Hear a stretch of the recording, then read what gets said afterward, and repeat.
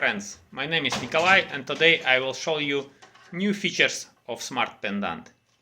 Let's get started. And what we can see here, this screen is quite a bit changed. First, what I will point, it's a version.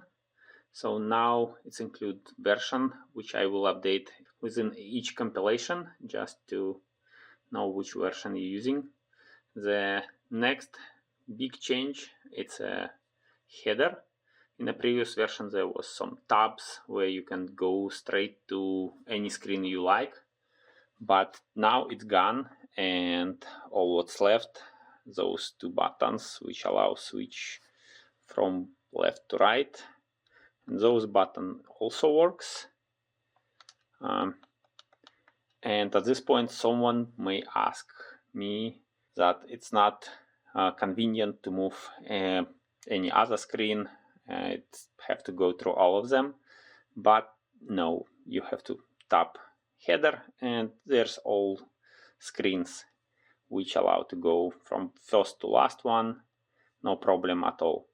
And the couple advantages of this approach: first, it's a header. Now we can fit wherever we want, like rotary table and image, and it's all fit quite nicely without any issues. And second, it allows way more screens. Here we can add it more, and if we will need even more screens, we always can split it in the middle and make buttons into rows, which is really useful. The next thing you can notice, those button is disabled because status is unknown. The SmartPendant not in control right now, and here we can see button run and reset. As soon as I enable it, it starts communication with Gerber Hall. Those button is enabled again, one more additional button, and this button changed to stop. Stop is sending command stop to Gerber Hall, but there one small problem: stop command will stop program but will not clear any alarm, and if its alarm happens, now the stop command changed to reset button, and reset button send reset command, and as soon we hit it, it clears alarm, which may be very useful because before that I have to connect IO sender and do it through PC, which not really user friendly. Another thing what I will point at those buttons on MPG screen. There are 4 of them. I added one more, like 5 micron, because this encoder is not quite easy to turn slowly because those indentations. Sometimes it's jumpy when I try move it slowly and I doesn't like it. And for 1 micron, it's not enough speed usually.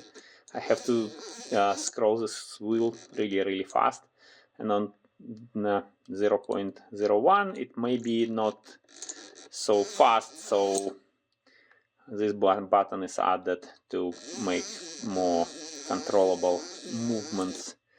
And the last thing what we have here is this button set axis positions, and what it does, as soon as we hit it, all 0 buttons change to set buttons, and if we hit set buttons, the window is open and we can change value wherever we want with different resolutions.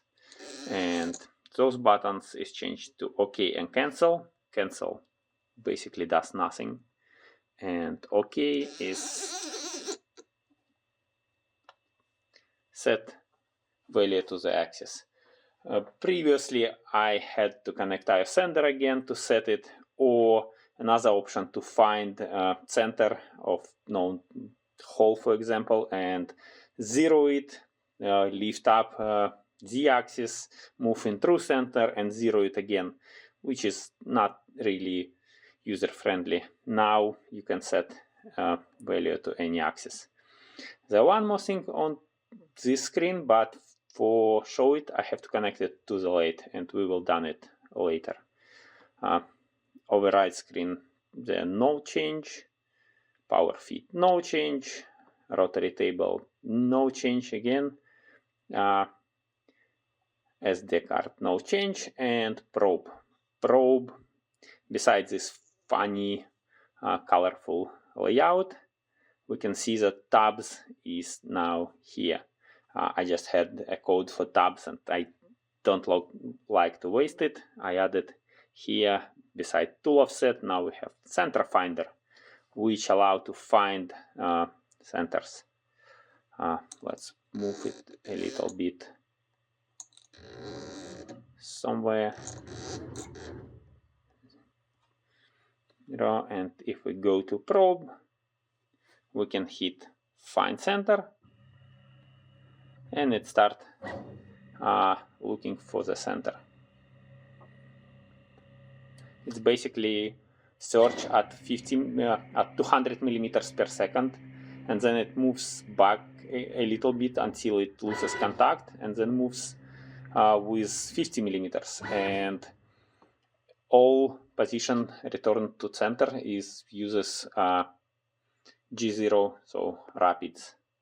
And now we have our diameter 25 millimeters and 28, and difference between two diameters 2.5, but it's only because I started looking for center, not from center.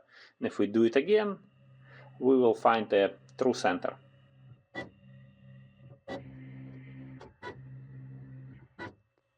And now we can see the 53 micron difference between measurements. We can, by the way, go here and zero those and try to do it again, just for fun, to see if we will hit same X and Y value from second try.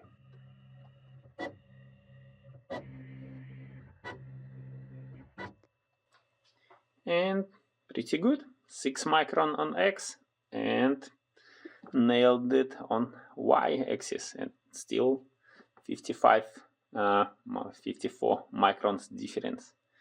But this video not about touch probe, it's about SmartPendant. And last thing, settings, I will explain those in a minute.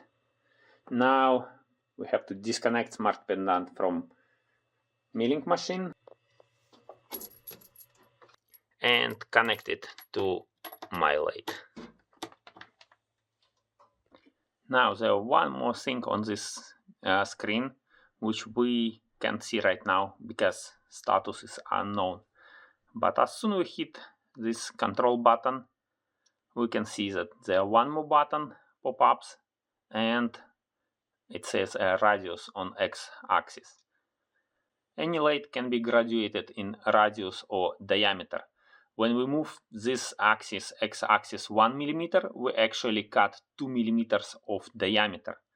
And it's not very convenient. In some cases, to use diameter is more convenient. And now, if we can move it, we can see, but as soon as you hit this button, it says diameter. And now we move in diameter mode. So basically, very convenient tool for lathe. The one more thing I should mention, this is done by sending command G7 and G8, I believe, to Gerbil hull, and it's switched mode in Gerbil hull itself. And if you run program after that, you have to be very careful which units your program uses, diameter or radius. And it's good practice to place appropriate G code in the beginning to switch in radius or diameter mode, just in case.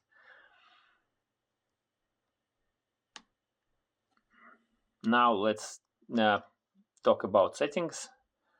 This one now have pin and SV command option, along with full control, dedicated pin, and software command. This basically uses pin and the command. And it's done it because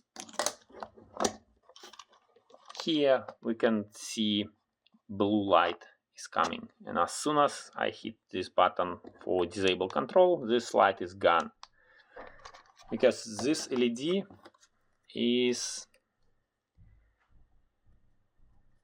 uses on same line which control garbell in case dedicated pin is used, and this LED indicates if it in control or not.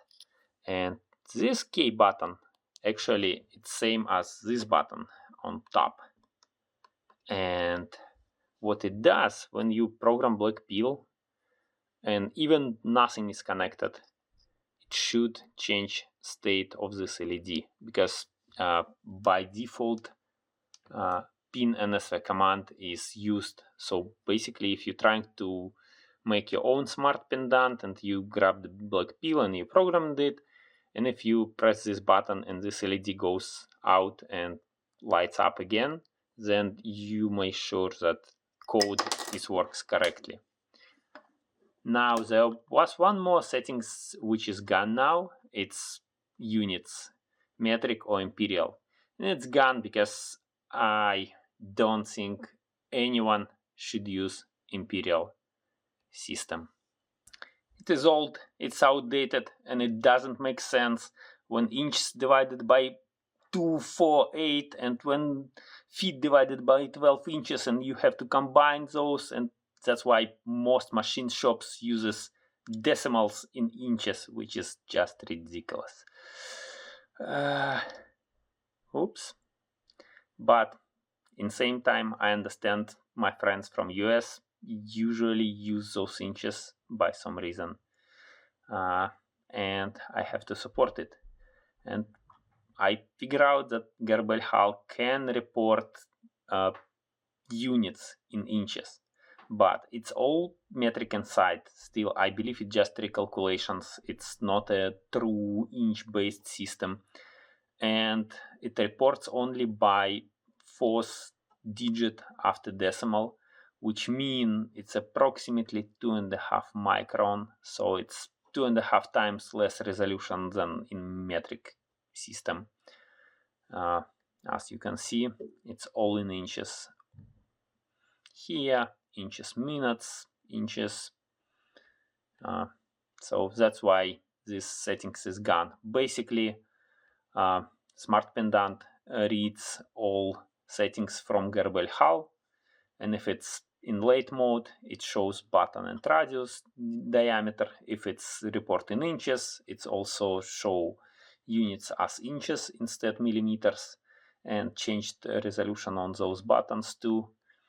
And one more thing I didn't notice, those buttons now have 2 lines of text instead one, and it's also because inches will not fit in one line, so I had to modify, and it was quite a bit of change inside to support 2-line texts. And basically that's it for today. Thanks for watching, and see you next time.